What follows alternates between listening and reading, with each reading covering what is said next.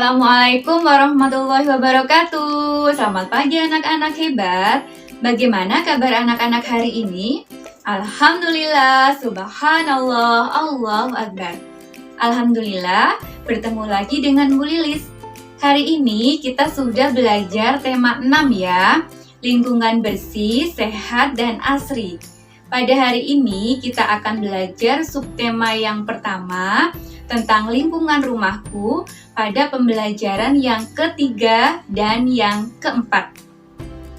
Pada pembelajaran yang ketiga dan yang keempat ini, ada 3 muatan pelajaran yang akan kita pelajari. Yang pertama, ada muatan PPKN, yang kedua, muatan Bahasa Indonesia, dan yang ketiga, ada muatan Matematika. Oke, yang pertama, kita belajar dulu muatan PPKN ya.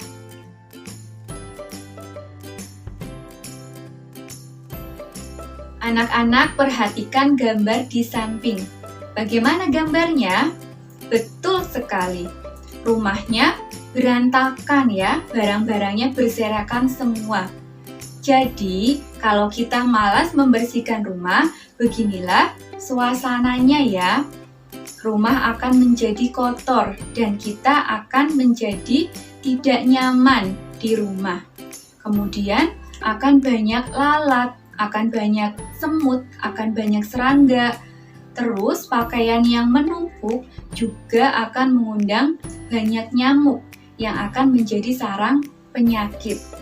Makanya bahwa di rumah ada aturan yang harus kita patuhi, yaitu salah satunya adalah menjaga kebersihan rumah. Nah, apa saja yang harus kita lakukan agar rumah menjadi bersih dan rapi? Yang pertama, merapikan tempat tidur. Yang kedua, menyapu lantai dan mengepelnya. Yang ketiga, merapikan mainan. Yang keempat, mencuci piring. Yang kelima, membersihkan jendela. Dan masih banyak lainnya ya anak-anak ya.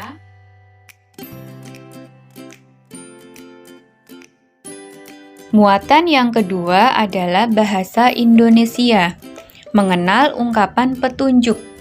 Ungkapan petunjuk digunakan untuk memberitahu cara melakukan sesuatu. Ciri-ciri ungkapan petunjuk yang pertama, disusun secara urut. Yang kedua, menggunakan kalimat perintah halus. Yang ketiga, bahasanya jelas dan mudah dipahami. Contoh ungkapan petunjuk adalah sebagai berikut. Gambar ini menunjukkan seorang anak yang sedang bertanya kepada ibunya, "Bagaimana cara mengelap meja, Bu?" Kemudian ibunya menjawab, "Yang pertama, basahilah lap kain dengan air. Peraslah lap kain tersebut. Semprotkan sedikit cairan pembersih ke meja. Dan gosokkan lap kain ke meja tersebut." Nah, jawaban ibu tadi merupakan contoh ungkapan petunjuk. Selanjutnya, kita belajar menyusun kata menjadi ungkapan petunjuk. Kamu dapat menyusun kata yang acak menjadi ungkapan petunjuk. Ingat bahwa ungkapan petunjuk merupakan kalimat perintah halus. Ungkapan petunjuk biasanya diawali dengan kata kerja. Langkah-langkahnya adalah sebagai berikut. Yang pertama, bacalah kata satu per satu. Yang kedua, carilah kata perintahnya. Yang ketiga, susun kata-kata selanjutnya menjadi kalimat yang benar. Yang keempat, bacalah kembali susunan kata yang telah kamu buat. Dan yang kelima, pastikan sudah menjadi ungkapan petunjuk yang benar. Perhatikan contoh berikut. Kotak yang pertama ada kata tangan. Kotak yang kedua ada kata makan. Kotak yang ketiga ada kata cucilah. Dan kotak yang keempat ada kata sebelum. Bagaimana ungkapan petunjuknya? Yang pertama, kita cari dulu kata perintahnya. Kata perintahnya yang mana? Betul, kata perintahnya adalah cucilah. maka kata cucilah kita taruh di depan. Setelah itu, kita cari kata-kata yang sesuai dan kita urutkan. Sehingga ungkapan petunjuknya adalah cucilah tangan sebelum makan.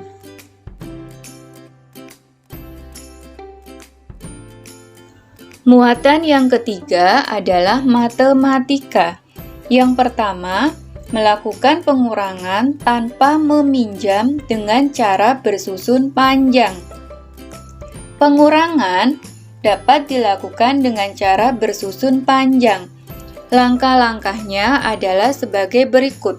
Yang pertama, uraikan setiap bilangan menurut nilai tempatnya.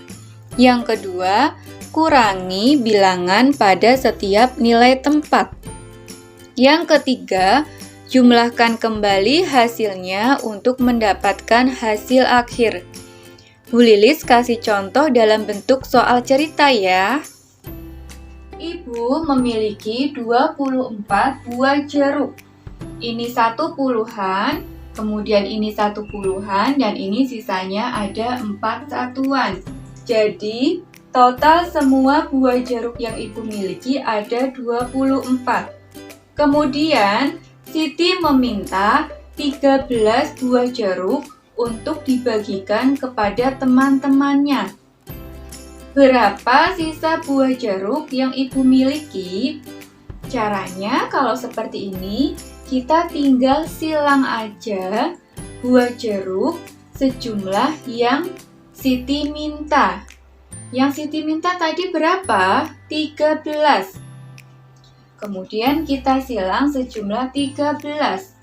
1, 2, 3, 4, 5, 6, 7, 8, 9, 10, 11, 12, dan 13. Berarti sisa buah jeruk yang Ibu miliki adalah ini 1 puluhan dan ini ada 1 satuan. Jadi 1 puluhan ditambah 1 satuan sama dengan 11. Atau kita tinggal hitung buah jeruk yang belum disilang. 1, 2, 3, 4, 5, 6, 7, 8, 9, 10, 11. Jadi, sisa buah jeruk yang Ibu miliki adalah 11. Perhitungan tadi dapat dituliskan dalam kalimat matematika seperti ini, yaitu pengurangan dengan cara bersusun panjang. Jadi, nanti setiap bilangan kita uraikan sesuai dengan nilai tempatnya. Mana yang termasuk puluhan, mana yang termasuk satuan. Kemudian, kita kurangi bilangan pada setiap nilai tempat. Jadi, nanti satuan kita kurangi dengan satuan, puluhan kita kurangi dengan puluhan. Setelah itu, nanti hasilnya puluhannya berapa, satuannya ada berapa. Dan setelah itu kita jumlahkan hasil dari puluhan dan hasil dari satuan. Di sini nanti ketemu nilainya berapa. Jangan lupa, kalau pengurangan maka tanda di sini adalah seperti ini ya, tanda kurang ya. Coba sekarang kita hitung. 24. Puluhannya yang mana? Yang 2. Satuannya yang mana? Yang 4. Kita tulis di sini. Kemudian 13. Puluhannya yang mana? 1. Satuannya yang mana? 3. Kita tulis di sini. Setelah itu, nanti kita tinggal kurangkan. Satuan kita kurangi dengan satuan, puluhan kita kurangi dengan puluhan. Sekarang yang satuan dulu. 4 dikurangi 3 berapa? 1. Kemudian 2 dikurangi 1 sama dengan 1. Setelah itu kita tinggal jumlahkan puluhan dan satuan. 1 puluhan ditambah 1 satuan sama dengan 11. Jadi hasilnya adalah 11. Yang kedua, melakukan pengurangan tanpa meminjam dengan cara bersusun pendek.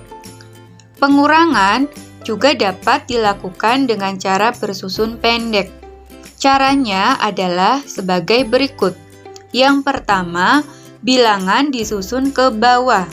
Yang kedua, luruskan bilangan sesuai nilai tempatnya. Yang ketiga, lakukan pengurangan pada setiap nilai tempat. Pengurangan dengan cara bersusun pendek. 24 dikurangi 13 sama dengan titik-titik. Caranya yang pertama, kita susun bilangan ke bawah. Kita tulis angka 24-nya. Setelah itu, kita tulis angka 13 di bawah angka 24. Kemudian, kita luruskan bilangan sesuai dengan nilai tempatnya. Satuan kita luruskan dengan satuan, puluhan kita luruskan dengan puluhan. Setelah itu, tinggal kita lakukan pengurangan. Pengurangannya juga sama ya. Satuan kita kurangi dengan satuan, puluhan kita kurangi dengan puluhan. Cara melakukan pengurangannya yaitu dari nilai satuan dulu, dari nilai yang ada di belakang dulu. Sekarang 4 dikurangi 3 sama dengan berapa? 1. 2 dikurangi 1 sama dengan berapa? 1. Hasilnya berapa? Hasilnya adalah 11. Jadi 24 dikurangi 13 sama dengan 11. Sekian dulu pembelajaran hari ini. Semoga bermanfaat ya. Jangan lupa mengucapkan terima kasih kepada Mama dan Papa yang telah mendampingi anak-anak belajar hari ini. Tetap semangat dan selalu jaga kesehatan. Wassalamualaikum warahmatullahi wabarakatuh. Dadah.